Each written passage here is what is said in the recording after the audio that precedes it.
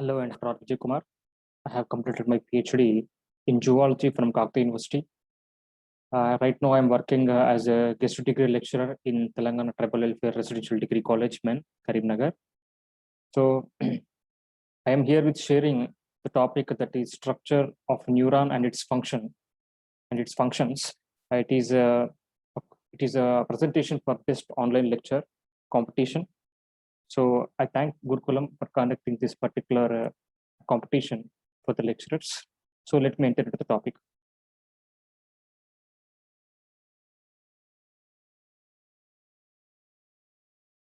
So the topic, as we discussed, that is neurons and its functions. I'm going to cover that is what is nervous tissue and structure of neuron, types of neurons, and even neuroglia, and types of nerve fibers, nerves, and general, the generation and conduction of nerve impulse, and finally the synapse. So what is nervous tissue? So usually when we think of about the nervous tissue concern, when we talk that a nervous tissue, we can come to in our mind that there is a possible of memory. So memory is nothing but because of the neurons that are generally seen in the nervous tissue.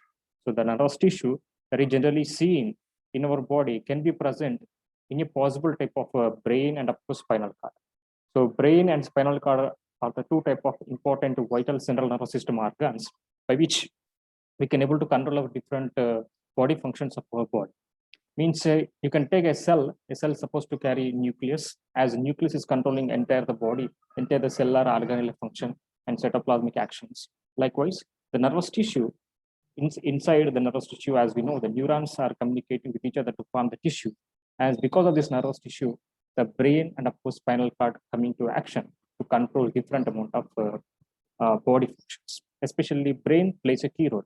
If we take from lower invertebrates, where there is no clear-cut development of nervous tissue, but there is a possible of a certain amount of neuron formation, little bit nerve net formation that you can take in case of platyhelminthes onwards.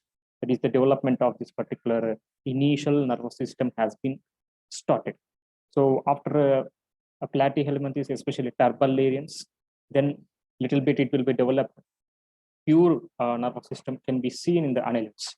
So from annelids onwards, yes, there is a particular development of a nervous system and the formation of certain amount of ganglia and some commissures, communication that are generally seen in mollusca. We have seen from the lower invertebrates. Of course, the nerve net is initially formed in the coelenterate onwards, but later on what happens whenever the turbellarians, in the case of platyhelminthes, when they got transformed into very good type of adaptations towards the nervous system, yes, that particular complication has been transformed from this particular turbellarian species of platyhelminths to the next plant that is afterwards, that is in platyhelminths, then annelids, then arthropods, then molluscans, then echinodermids. Later, when they come to clearly onto the region of the vertebrates area, the nervous system is highly developed in the fishes, and from there what we call them as amphibians. From amphibians to the next, that what we are calling them as reptiles, then aves, and then mammals. So in case of mammals, we know that they are having some specific type of a nervous system. We can take the example that the brain has enormously advanced developed. So this advanced development can be seen in the case of mammals only. And in the mammals, as we notice, this particular amount of high development can be seen in human being, because human being has a very good intellectual understanding mindset is there. He can able to discriminate which is good and which is bad.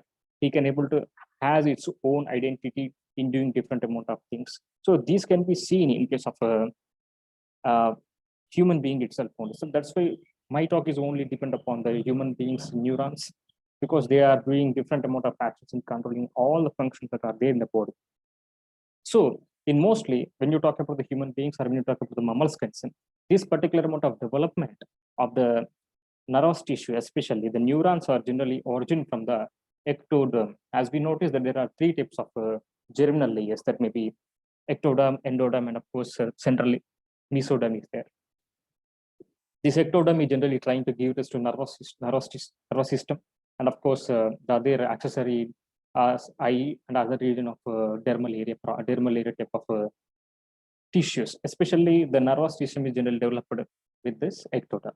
And usually these neurons or nervous tissue generally involved for what they control, and of course the body responsiveness towards what they can control the body response towards the environment.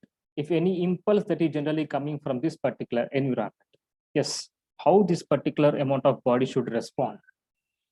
For example, if any flame is very nearer to the body or very nearer to this particular amount of fingertip, immediately we can withdraw our finger from this particular flame area. It is nothing but a responsiveness that is generally applied to the stimulus at the tip of this particular amount of finger.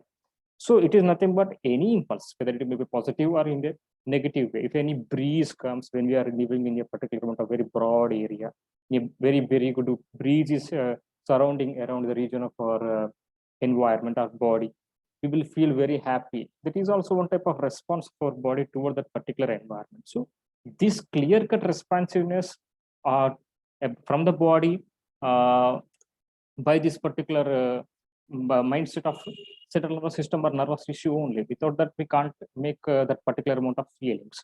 So whatever that particular things are generally occurring, the impulses in the form of environment or environment, when they generally cause certain amount of impulse, our body generally get respond to that particular amount of thing. That's why brain is generally considered as a think tank.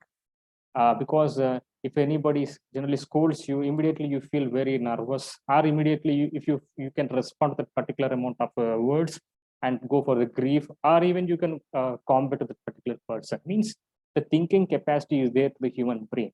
That's what it is called as think tank. So we can coordinate and we can integrate by this particular amount of nervous system only, because nervous system is generally involved in coordination of entire body. How the particular amount of controlling mechanism is generally occurring entire the body, that is because of the nervous system or the neurons that are generally seen in the brain, or you can take the spinal cord. So this integration of certain amount of actions and coordination of among all the body parts that are generally seen in our body. So this coordination integration generally occur by the media of the neuron or by the media of nervous system only. So neurons are generally seen in the case of nervous tissue, which are generally called as the impulse conducting cells. Means they are generally involved in transmitting this particular amount of information in the form of electrical impulses from one area to another area. This particular amount of transmission of impulses through the electrical impulses can be occur only by the neurons. And neurons can't perform any type of mitosis. Means they don't undergo division capacity. So after the birth, these particular neurons are generally will be in the as it is, but the length of this particular axon will be getting elongated. It may be even very long. You can take vagus nerve, which is very bigger one. So this particular type of neurons are generally get elongated, but they don't go for the division capacity. So you can't see the division here, and even they can't perform any type of mitosis. Especially you can take the neurons. Neurons may not perform any type of this particular amount of division. But neuroglia, some extent, they can perform the divisions when they support the neurons for different amount of actions for supplying the certain amount of nutrients, and they can also involve certain amount of other type of actions. But mostly neurons won't divide, but whereas there is a possible of division of some extent in the case of neuroglia.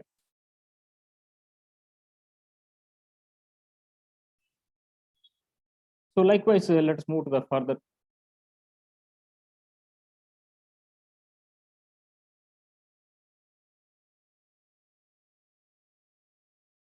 The structure of neuron. As we notice, the nervous system or the neuronal tissue or nervous tissue is supposed to be formed with certain amount of neurons, and it is generally considered as the structural functional unit of this particular nervous tissue. So as we discussed, it is electrically excitable. It is electrically excitable, and it is received, it can initiate, and it can transmit the impulse throughout this particular along the length of this particular cell, especially a neuron cell. So it consists of a cell body, dendrites, and even single axon. So cell body will be there, and dendrites are also there, and of course single axon is also generally seen if you see the typical structure of any type of neuron. So this is structure of neuron where you can see this is a very good soma. We can also call them as pericardium, or we can also call them as cyton, pericardium, soma, cell body. All the having similar terms that can explain how this particular amount of cell body is generally formed. So all these things generally consisting the similar terms. And here from this particular area, especially the cell body ending area, a long cylindrical like structure generally forming, which is called as an axon. And toward the peripheral region of this particular cell body, you can come across certain amount of dendrites. So dendrites generally involve transmitting the information toward the cell body, but whereas this particular cell body involved in transmit the information towards the axon region.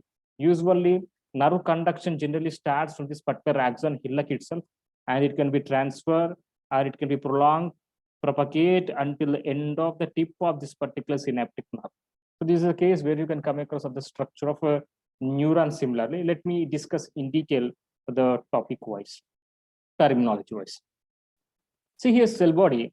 So the cell body is supposed to be having, as we discussed, it may be also called as a soma. It can be also called as a pericardium, and it may be also called as cytoplasm. So it is supposed to carry the nuclear bodies, lipofuscin granules, and even you can take the neurofibers.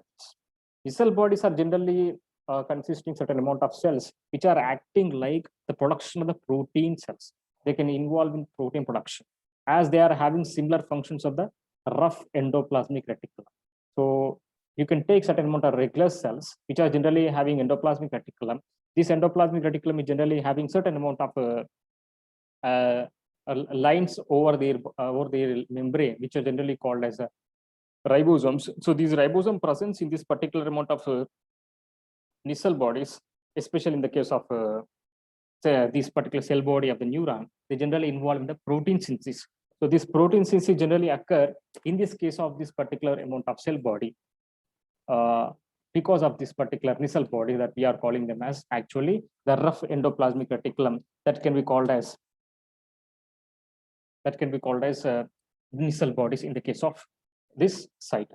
There are lipofuscin granules are also there. These particular lipofuscin granules, which you are calling them as, actually the number may be increasing in the case of aged neuron cells. When you talk about the aged neuron cells, their number generally get increased because of this particular amount of lipofuscin granules that you can see in the case of the neurons, especially the cell bodies supposed to be carry the lipofuscin granules. So these lipofuscin granules are generally seen in this case of the cell body, and neurofibrils, the fibril-like structure is also generally seen in the case of this particular amount of cell body. And aggregation of cell bodies in the case of the central nervous system is generally called as the nucleus. The nucleus is nothing but the aggregation of the cell body. But whereas the same case of peripheral nervous system, where the cell bodies are generally getting aggregated, they called as the ganglia.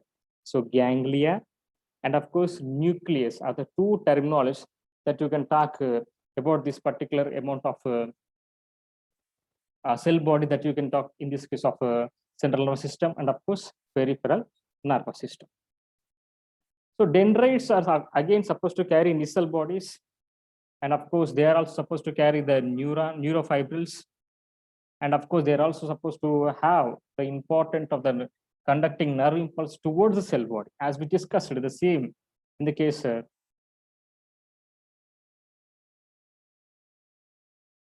so dendrites are generally, as we see, a finger-like structure on the peripheral region of the cell body. They generally transmit or involved in the transformation of certain amount of impulse toward the cell body region from the peripheral region of other type of cells. So they can supposed to be carrying the nuclear bodies. Yes, they are also carrying the neurofibrils. Yes, they involve in the transporting the nerve conduction towards the cell body region.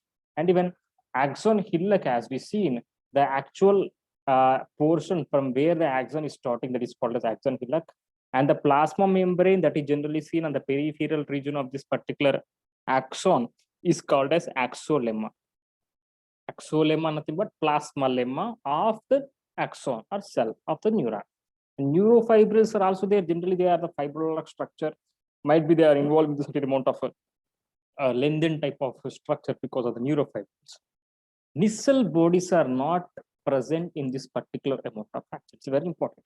So nuclear bodies are completely opposite. There is no protein production needed in this particular amount of axon. But whereas there is a possibility of presence of mixed bodies in the case of dendrites and of course the cell body.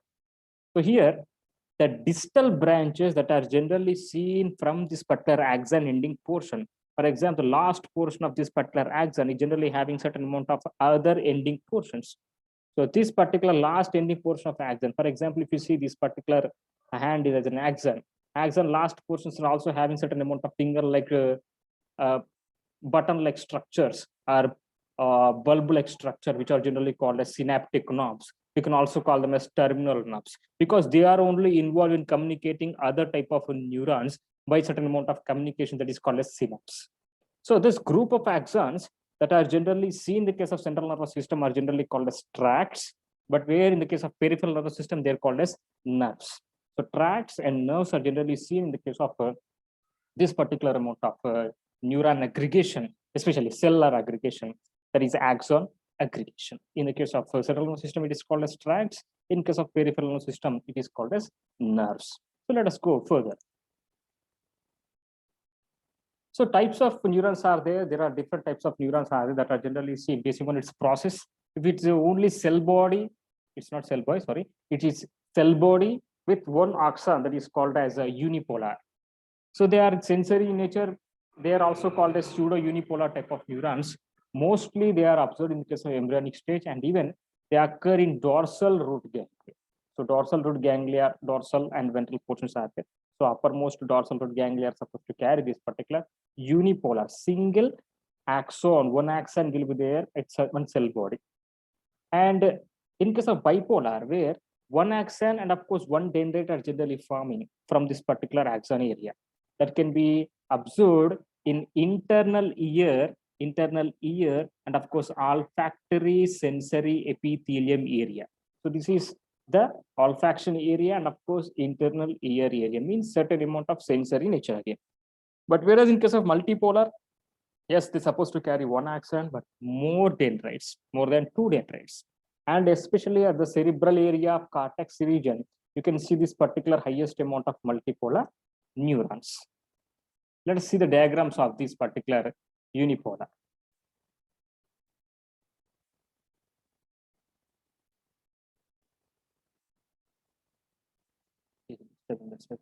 Okay.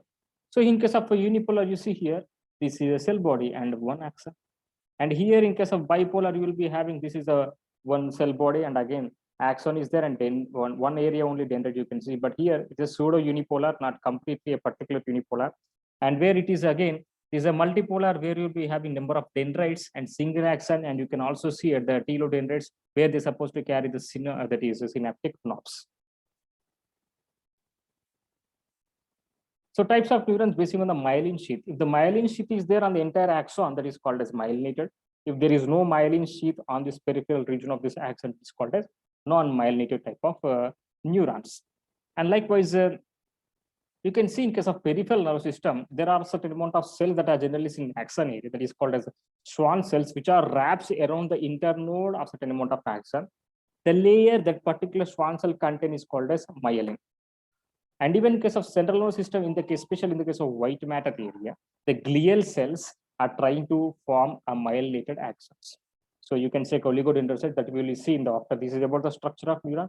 We will shift to the neuroglia, where it generally a supporting type of nervous tissue, how they involve with its cells, and how they are generally helpful in the formation of the nervous tissue, etc. We will see in coming slides. So the glial cells are myelinated axons, especially the oligodendrocytes are generally formed the myelin in around the axon area. And divide of myelin sheath, there are certain amount of spaces from one myelin sheath to another myelin sheath. These are called as the nodes of Ranvier. You might have known that. So here, non-myelinated axons are nothing but they are not having any type of myelin sheath around that particular area.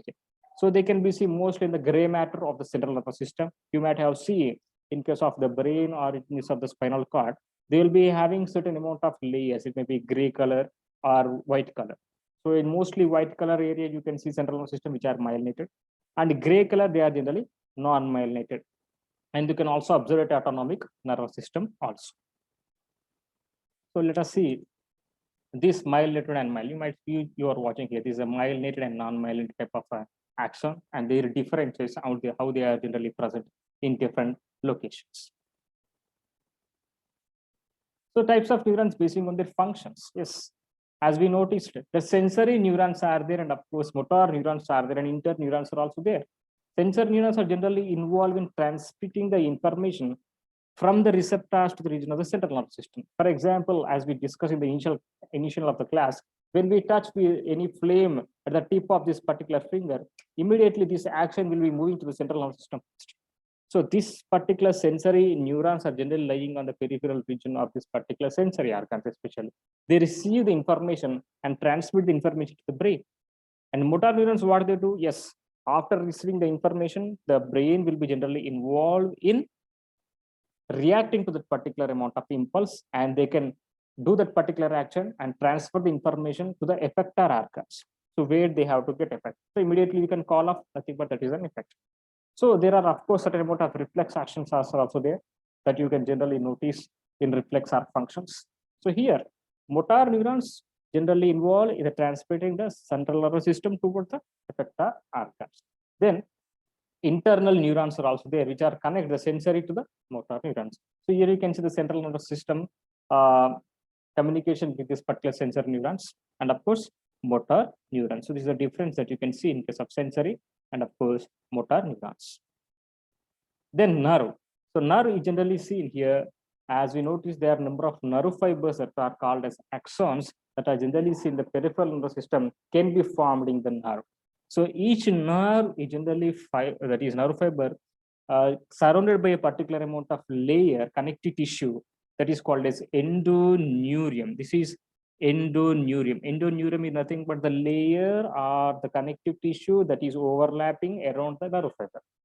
So again, like this new group of nerve fibers can able to form a nerve fibers bundle that is called as fascicle, which is again surrounded by a particular amount of sheath of connective tissue, which is called as perineurium. Then these number of fascicles again generally get grouped and trying to form a bundle that is called as nerve bundle. Same in the case of a muscle bundle. There you can see endomysium, perimysium, and of course epimysium. Like that here also endoneurium, perineurium, and epineurium. So neurium concerned to the nervous tissue, mysium concerned to the muscular tissue. So here the fascicles are generally getting communicated and trying to form a bundles, which we are calling them as epineurium. So okay. So this particular amount of all can able to form a long nerve. There we can also call them as different nerves are there. That is again the cranial nerves, so spinal nerves, and of course other type of where they generally involve in doing different amount of function in the case of peripheral nervous system. The peripheral nervous system is generally where the cranial nerves and spinal nerves are coming from the brain and of course the spinal cord respectively. So these are the story about the nerves. So you can see here. So this is nerve trunk actually, where the entire trunk will be covered with epineurium. And before that, it will be formed some fascicles, which is called by the perineurium. And each fascicle generally having certain amount of small amount of myelinated type of neurons are there, axons are there.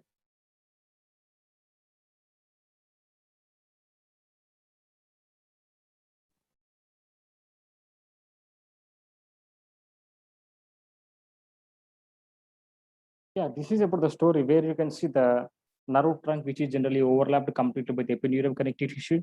And here you can see the perineurium, and centrally or lowerly inner lined a particular amount of each nerve is actually, there is an axon is generally get overlapped by a particular amount of connectivity that is called as endoneurium. So you can see this spinal nerve, an example peripheral system, where the outermost is called as the epineurium, and then perineurium, and this is unmyelinated nerve fiber, where this is a myelinated nerve fiber. And this is actual the fascicle that you are generally seeing, very good, beautiful picture that you are clearly observed with the cross section of this particular amount of nerve trunk or nerve bundle. Let us go further. The neuroglia, as we discussed, the neurons are generally actually the cellular division capacity contain cells, but this neuroglia, neurons are not having the cellular divisions, not supposed to be undergo for the cellular division, but whereas the neuroglia are involved in the cellular division, is they are support with particular amount of neurons. Sorry for the wrong notice here. Neuroglia are generally the cellular division cells, but neurons are not having cellular capacity, division capacity. So here they are supportive and non-conductive cells, and here the neuroglia are not involved in a type of nerve impulse conduction. But whereas the neurons are generally involved in nerve conduction. Here, the supportive and non-conductive cells, they perform divisions and they are having different amount of cells. If you take the central nervous system, the oligodendrocytes are there which are forming the myelin sheath. Astrocytes are generally involved star-shaped cells, which are generally in the blood-brain barrier interconnecting system.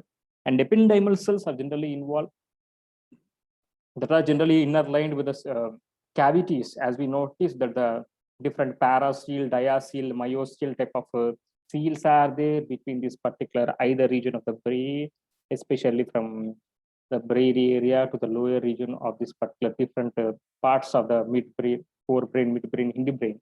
There will be certain amount of cavities are there, seals are there, that is paracele, diocele, myocele from each area of the brain.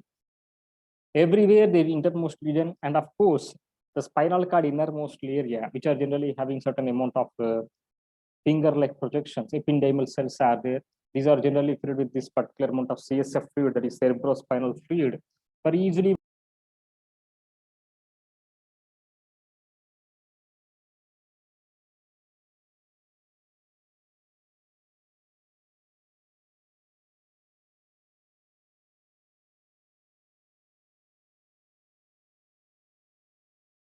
So when you talk, some technical errors are occurring, sir, sorry. So here the oligodendrocytes are generally the cells that are generally seen in case of forming myelin sheath in case of central nervous system, and astrocytes are also generally seen in case of star-shaped cells, which were they are also seen in the central nervous system itself, and when they are generally acting as a blood-brain barrier system.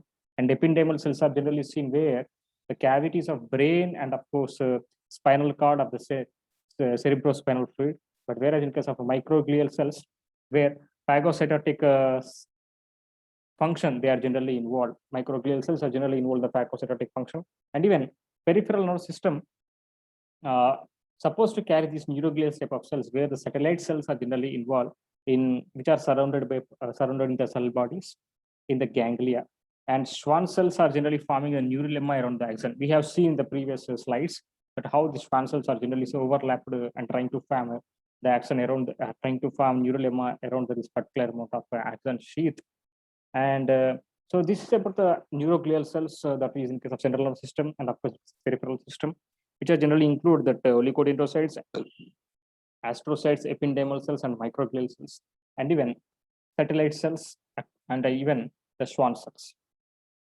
So let us move on.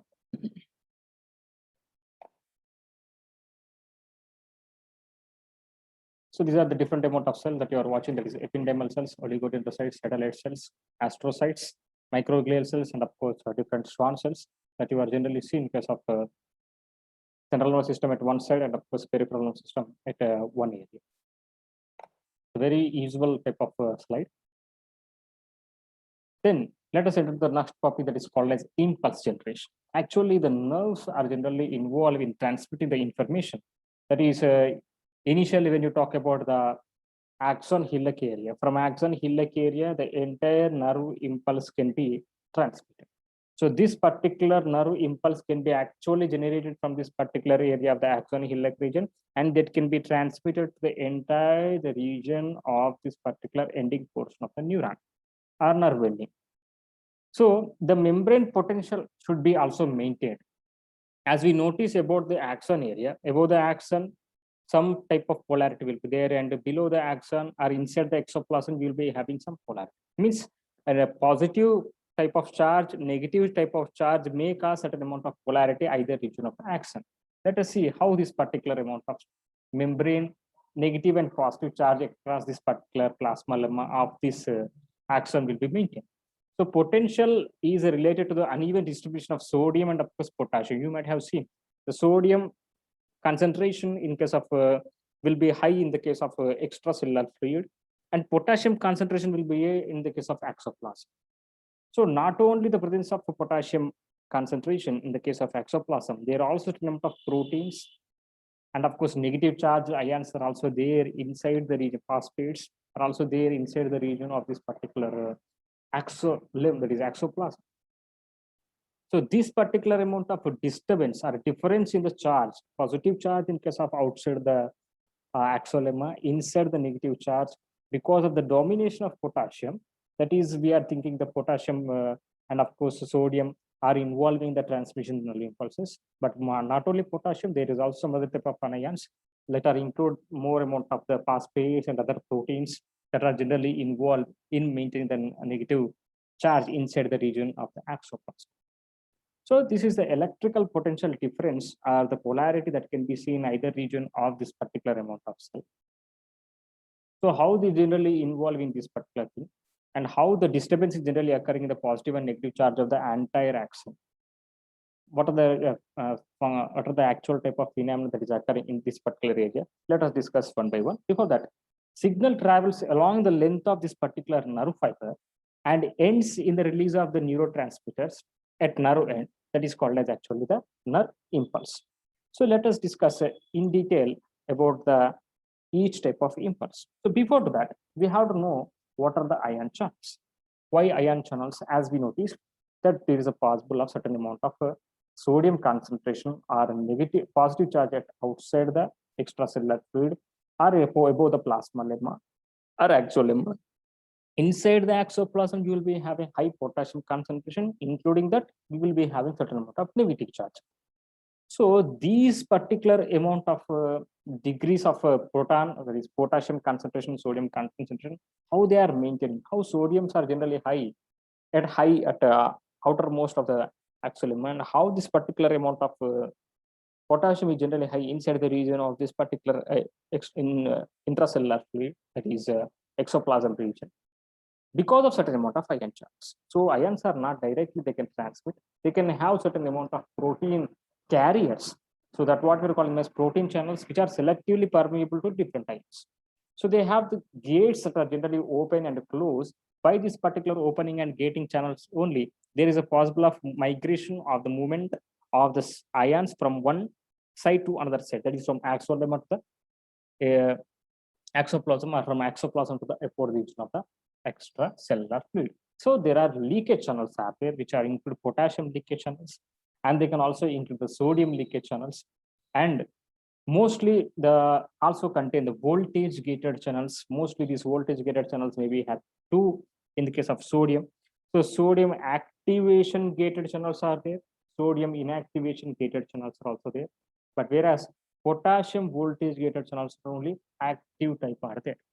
And in case of ligand gated channel also generally seen at the region of this particular postsynaptic membrane, which are directly transfer certain amount of neurotransmitters. By these neurotransmitters only the next receptors can receive these ligands and they can transfer the information in the form of synaptic transmission. So let us discuss them too. So this is how the different amount of channels are there, how they are transferring. So these are resting potassium channel, how the potassiums are migrating. So here the voltage gated channels are there, that is considered the sodium. And in the case of here, you can see the sodium gated channels, how they are generally involved, the ligand gated channels. This is the slide showing how this particular amount of ion distribution is generally occurring either region, and how the channels are generally seen right around the region of the axon, a depiction. So this is again sodium potassium ATPase pump, which is a very important type of protein moieties where they allow the transfer of the sodium and of course potassium against the concentration gradient. That's why it requires an amount of ATP for this particular transfer. Let us see how they are actually maintained. So in the case of this particular, as we noticed, the sodium potassium pump, so the differentially permeability of the neuron is generally because of the sodium potassium ions. So these ions can only cross the membrane via the specific type of ion channels, which are generally facilitated diffusion. So there are also special gated ion channels, which only allows ions to diffuse through them when they are opened, but they are not relevant here. Actually, we discussed about where higher concentration is there, they can be easily transferred to the lower concentration. That will be generally through the diffusion process. But when you talk about that particular amount of against the concentration gradient means, yes, there is a requirement of certain amount of ATP, where you can see here, 3 sodium ions are generally transferred from exoplasm to the uppermost region. And of course, 2 potassiums are generally transferring from the lower region. This is against the concentration gradient. That's why it requires certain amount of ATP energy. So this is how the ion channels, especially the sodium potassium ATP is pumped, is generally involved in maintaining certain amount of very good polarity. That is the important thing. So resting membrane potential. So when you talk about the resting membrane potential concern, so negative ion charge generally seen in the exoplasm and positive ion charge generally seen in the above region of this particular amount of extracellular fluid. So this forms actually the potential energy. So resting membrane potential ranges from minus 40 millivolts to minus 90 millivolts. At an average typical value is minus 70 millivolts. Why and how it is maintained means, as we discussed, because of the positive charge about the region of the axolemma. And in the case of in exoplasm, it is anything but because of the potassium and concentration, certain amount of other negative ions, negative charges. So membrane potential of neuron that is not transmitting the signals is called the resting membrane potential. So whenever there is minus 70 millivolts, there is no formation of any type of this particular amount of nerve impulse propagation. There will be no nerve conduction. The entire state is in resting condition. So that what we are calling them as a typical value, that is minus 70 millivolts, where there is no any type of disturbance. That's what we're calling them as resting potential. So inner side becomes any type of difference, that what we're calling them as negative charge is above the region of the exoplasm, exolemma, and of course inner the region exoplasm, any disturbance, negative charge above the exolemma, and in the exoplasm, if it is positive charge, that may cause certain amount of difference, and that what we are calling them as depolarization, or we can also call them as, the state is called as depolarized state. So this depolarization or depolarized state is nothing but the disturbance of ion that are generally seen either region of the axolemma because of the transfer of the positive toward the exoplasm, and above the region is nothing but because of the positivity towards inside and negative towards outside. So that difference is called as depolarization. Before that, it is called as polarization. Now it is called as depolarization. So if the more migration of this particular amount of potassium ions are generally seen inside the region, that you will see in case of hyperpolarization, how these particular changes are occurring. That is in case of hyperpolarization and of course depolarization content. So the second one, that is called as at resting state. As we notice, the resting potential state, the sodium activation gate and channels are closed. Very important. There is no requirement of any type of disturbance in the sodium transport. That's why they are closed. And in case of sodium inactivated gate channels, they are opened. Means actually they will be like this, as we see in the diagram. This is the condition that is completely the closed condition. So there will be no any transferring of the sodium ions from the above region of this particular extracellular fluid to the exoplasm. So this way, this particular sodium inactivated gated channels are closed, and even means there is no even type of sodium activated gated channels are actually closed. Means there will be no any transfer of the sodium channels from the extracellular fluid to the exoplasm. But whereas inactivated channels are opened, means they are even not having any type of support to move the sodium ions to cross this particular axolemma to enter into the exoplasm area. So here, as we discussed in the previous slide, the sodium and potassium pump will be there, which involves in diffusing sodium and potassium ions inwards and outwards, respectively. This disturbs the resting potential, that is 3 sodium ions for each 2 potassium ions. Just now I've seen.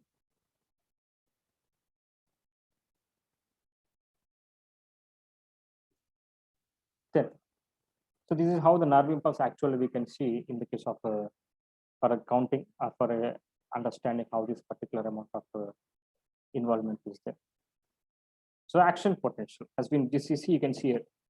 This is actually the depolarization state where potassium sodium channels are generally involving in doing its action. You see here, this is opening of the sodium channels. Means here sodium ions are trying to travel to the interior region, and there is completely closing of potassium channels. Potassium channels are closed during what? During depolarization. During depolarization, what happens? The sodium ion channels are entered into the exoplasm, and potassium ions are generally get closed. So This is the condition as we haven't seen in case of a action potential condition where sodium activation gated and inactivated gated channels are completely opened. They are open, but whereas potassium gated channels are closed. There is no any requirement of this particular potassium ion channels yet to open right now. Now the disturbance occurred because of disturbance at the axon-hillock region. Sodium ions are generally entered into the region of the lower one, and potassium ions are generally completely not even traveled. So this is how the action potential actually mean to occur. Whenever the disturbance occurred, the migration of ions occur that cause depolarization, and that results the action potential. Let me explain here. So here, when nerve fibers are stimulated, the plasma membrane becomes more permeable to sodium ions than to the potassium ions. So that results the sodium ions follows through the membrane, which depolarize the membrane. When depolarizing reaches the threshold level, peaks to the minus 70 millivolts to minus 55 millivolts. So that's why the more gated sodium channels are immediately get activated. So that results the spike potential, that what we are calling them as plus 45 millivolts.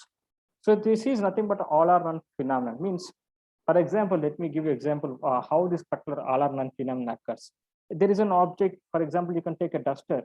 Duster itself is having certain amount of energy, but that particular energy which is it's having is not helpful for moving from one area to another area.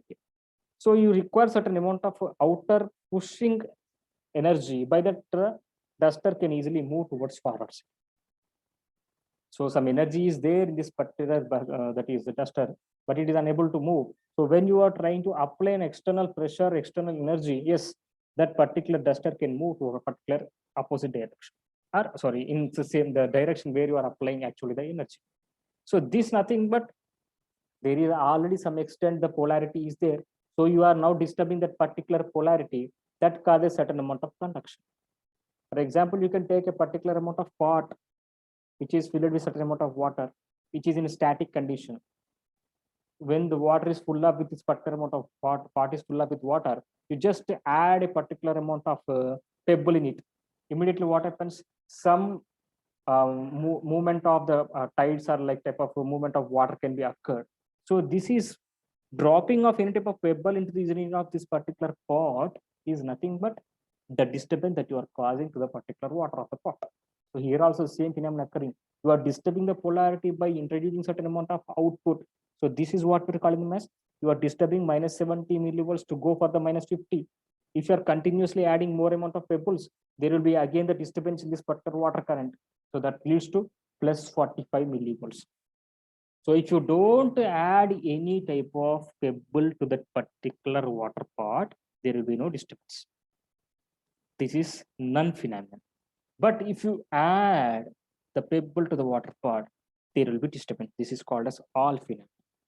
Nothing but when you are supplying enough amount of disturbing capacity to this particular amount of axon, that impulse can be generated or action potential can be started.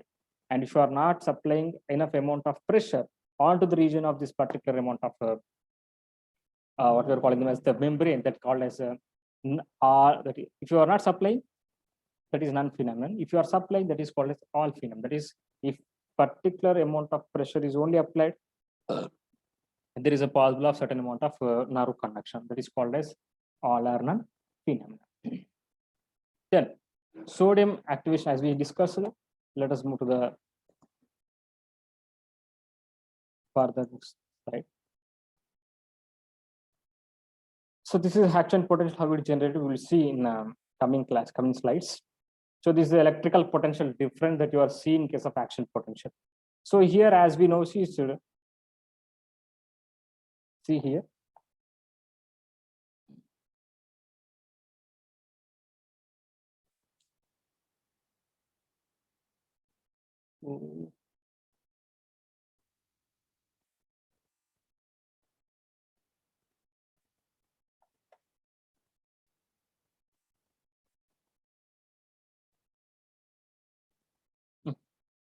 Sorry. So this is the resting potential, where the actually sodium concentration is high at the about the region of the axolemma. And here potassium concentration is also high in the region of the axoplasm. That is disturbed here. See here, this is the orange color area where the negative charge generally occurred in the above region of the axolemma. And inside the axoplasm, you will be getting that positive charge because of the movement of the sodium channels. So this disturbance that is occurred in the actual maintained resting potential because of some pressure, that particular pressure we are calling them as threshold pressure, or we can also call them as threshold potential, that is minus 55 millivolts. This minus 55 millivolts results in getting that particular amount of movement of the ions, either regions, that is from axolemma to the innermost region, that is called as axoplasm.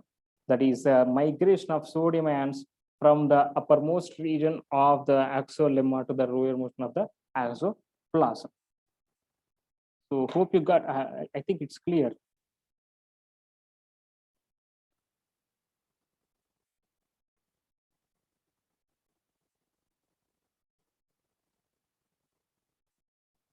So this is again repolarization, hyperpolarization phenomenon, where repolarization is nothing but at the region of the repolarization, you can't see this particular amount of sodium and of course potassium activated Gattel channels are completely opened because the potassium ion channels also need to go, and even sodium inactivation Gattel channels are actually closed.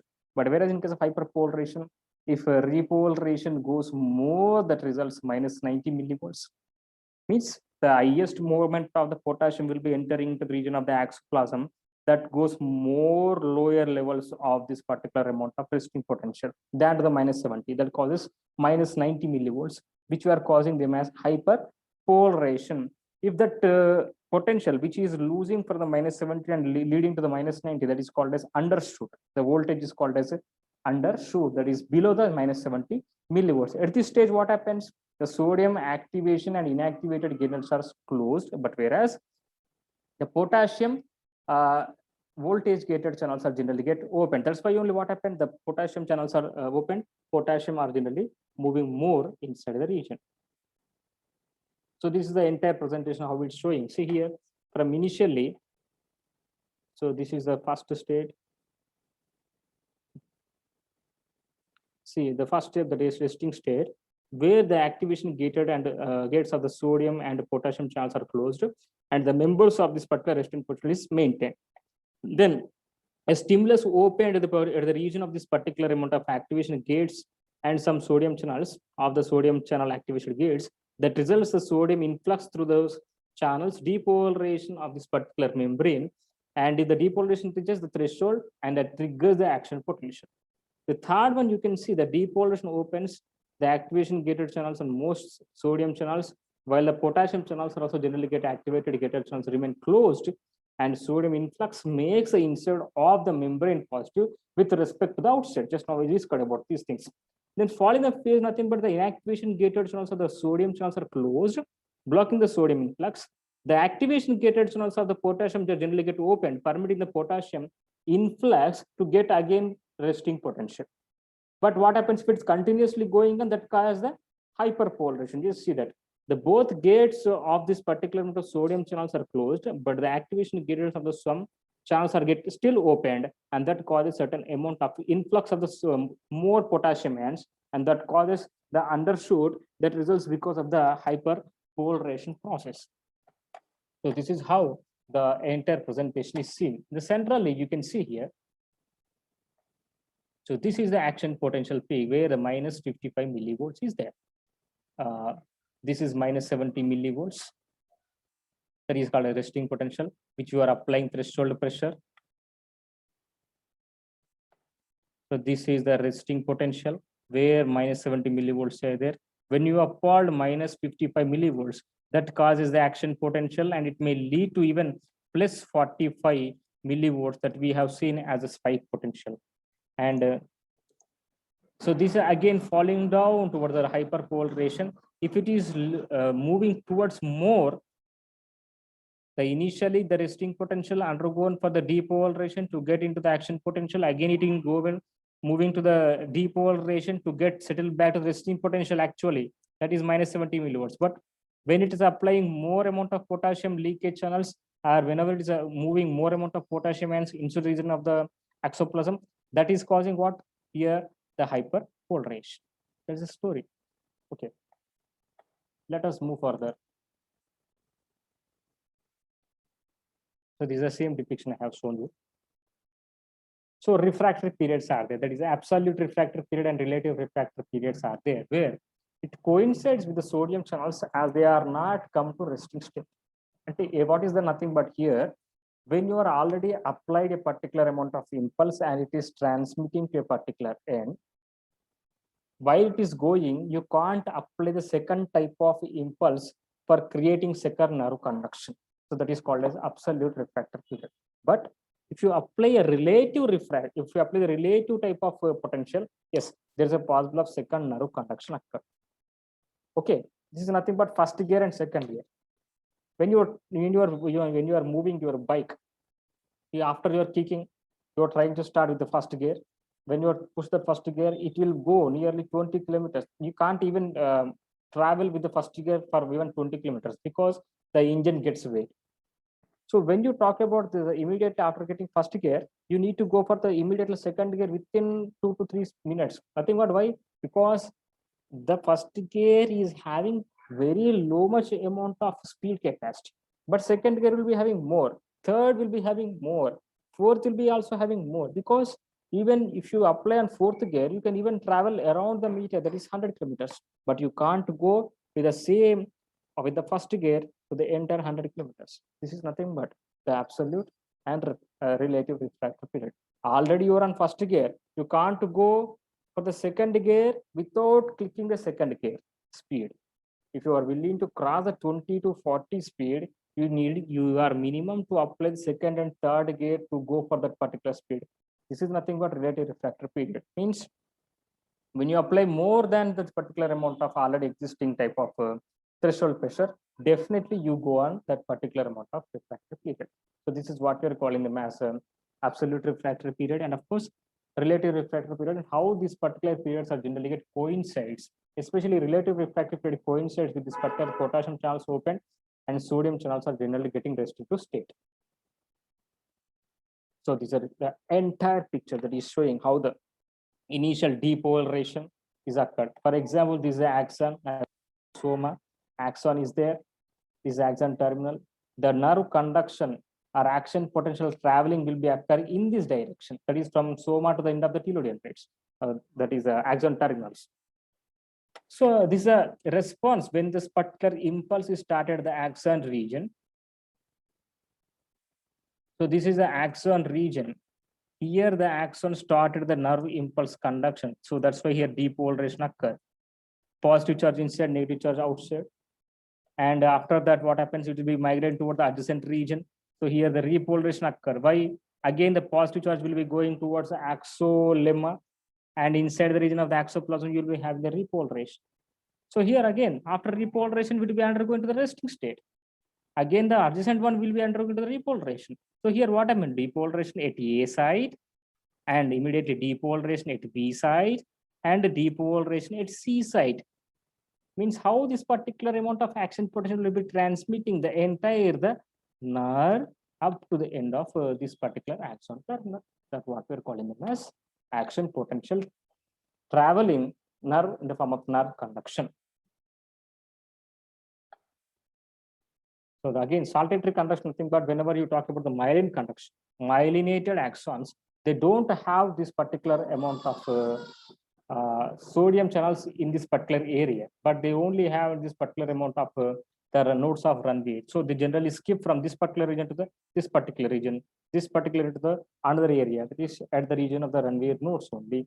As this particular amount of jumpingness is occur in the transform of the conduction of nerve impulse, that's why it is called as saltatory conduction.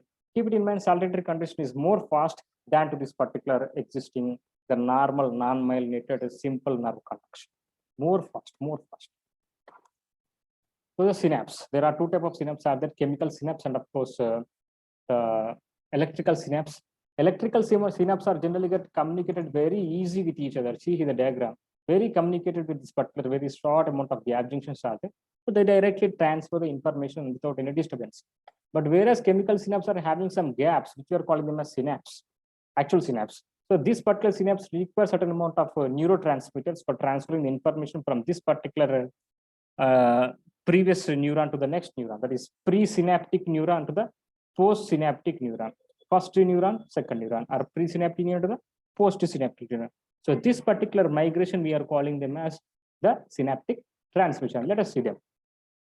So this is actual synapse that you are seeing in this particular, I think it's a phase contrast microscope.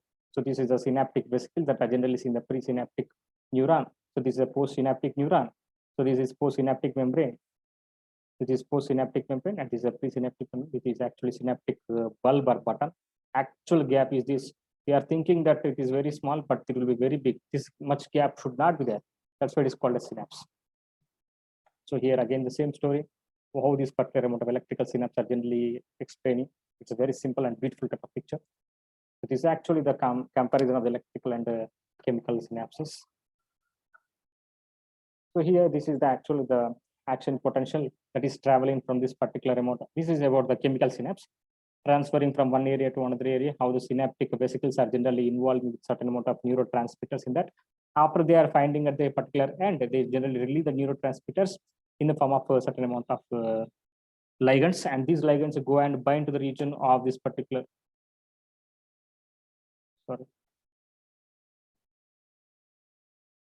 how this particular amount of ligands are generally going and bind to the receptors of the postsynaptic membrane, and how they are initiating the information to the transfer of the action potential in the postsynaptic membrane. So this is how the chemical synapse actually works. I will show the same diagram very detailedly. With the first action, axon terminal, it is releasing depolarization occurring at the presynaptic membrane. As the calcium ions are released, it will go and attach this particular amount of neurotransmitters at the end of the vesicles of the presynaptic membranes cleft. It will be attaching, and by the process of the exocytosis, it will be releasing certain amount of neurotransmitters in the vicinity of this particular amount of synaptic space, a synaptic cleft. And the postsynaptic membrane is generally having certain amount of receptors which are receiving this particular amount of the neurotransmitters, and they again enter into the region of this particular next neuron in the form of generating action potential. So this is how the action potential generally transferred from one neuron to another neuron through synaptic membrane. For example, as this particular synaptic transmission, they are generally called as graded type of potential. They are not called as the all or none processes. Here it is not worked out, all or none process. They are generally called as graded potential. So postsynaptic potential are generally graded potential. They do not show any type of refractory periods, but they have the summation. So for example, input of several presynaptic buttons means several presynaptic neurons are transmitting the neurotransmitters, and that will be received by one neuron. That is called a spatial summation. But whereas one neuron is continuously releasing certain amount of neurotransmitters, and it will be received by another type of postsynaptic neuron, that is called as temporal summation. So it is called as usually these neurons which are transmitting the neurotransmitters, they involve in different amount of action, like inhibitory postsynaptic potential and excitatory postsynaptic potential is nothing but inhibitory postsynaptic potential. They generally cause the next cell to get hyperpolarized. Later it will be transformed to form the resting potential. But excitatory postsynaptic potential generally cause depolarization. They disturb again the next neuron to continuously act to that particular amount of process. So you can take the neurotransmitters like GABA, glycine, they are called as inhibitory neurotransmitters, but whereas epinephrine, norepinephrine, dopamine, and even serotonin, they generally called as excitatory or inhibitory type of neurotransmitters. So this is how the spatial, and of course, see here, number of presynaptic neurons are generally traveling to one side. But here in case of temporal, only one neuron, and after one neuron, then another neuron, that is called as temporal. So this is about the temporal. Successive inputs of a single presynaptic that is called as temporal. Spatial is nothing but inputs of several presynaptic. So this is a postsynaptic neuron. This spatial summation, nothing but where the several neurons are generally involved impulses from several different neurons produce an action potential in the postsynaptic neuron. But whereas several impulses along one neuron produces an action potential in the postsynaptic neuron. This is called as temporal postsynaptic neuron. So this is about the nervous tissue. What we discussed: neuron, types of neuron, neuroglia, and nerve impulse conduction in synapse, synaptic transmission. Some videos are there. Because of time is not permitting, I'm not showing. If possible, I'll try to show in one neuron.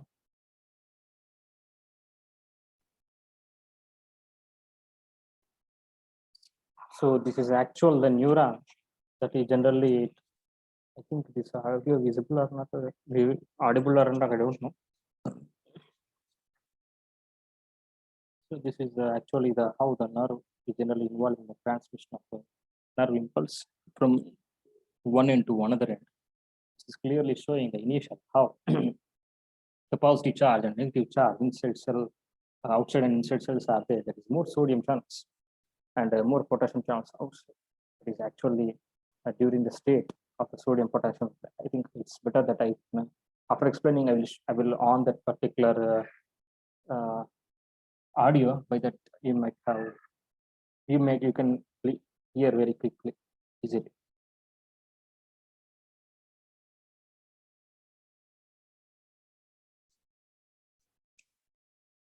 The difference in charge between the interior and exterior of the cell is an electrical current that travels along dendrites or axons, moving through voltage-gated channels. Voltage-gated channels open in response to voltage, so they are affected by changes in electrical charge. When a neuron is at rest, a charge difference is maintained between inside and outside of the cell.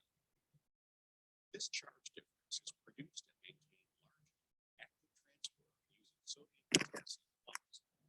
The pump sends sodium ions out of the cell and brings potassium ions in, while other channels allow some flow of potassium. The sodium ions leak back in to replace the charges. The overall result is that the exterior of the cell has a net positive charge and the is a net negative charge. The difference in charge between the interior and exterior of the cell is called resting potential. The nerve impulse begins when the stimulus disturbs the plasma dendrite, causing sodium channels to open. Sodium ions flow into the cell, lessening the charge difference in application. So this is nothing but, as you noticed, It will cause nearby sodium channels to open. This allows this is the sodium channels, how they are opening. I think you have already listened to the voice of this particular video. I don't know, but I'm explaining. The sodium channels are how they are traveling here. The adjacent one is called the sodium inactivated. This is the sodium activated. This is potassium activated graded channels. I think you are watching that. into the cell at that location, that the membrane there is depolarized. So actually, sorry, this is also sodium activated granule. He depicted. Please go through the slide, go through the video. Outside of the cell having a net negative charge. This affects neighboring voltage-gated sodium channels, which moving depolarization along the membrane. This moving depolarization is called action potential. So this is actually action potentially generally transmitting through voltage gated channels. The voltage-gated sodium channels close and voltage-gated this allows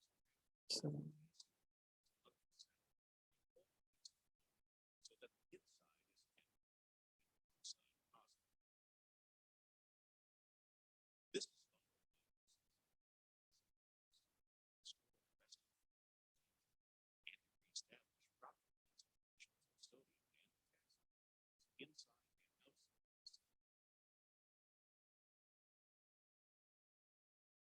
This is again depolarization, of course, and hyperpolarization, repolarization, and resting membrane potential. I think you are known clearly. Thank you, Gurukulam. Thank you very much.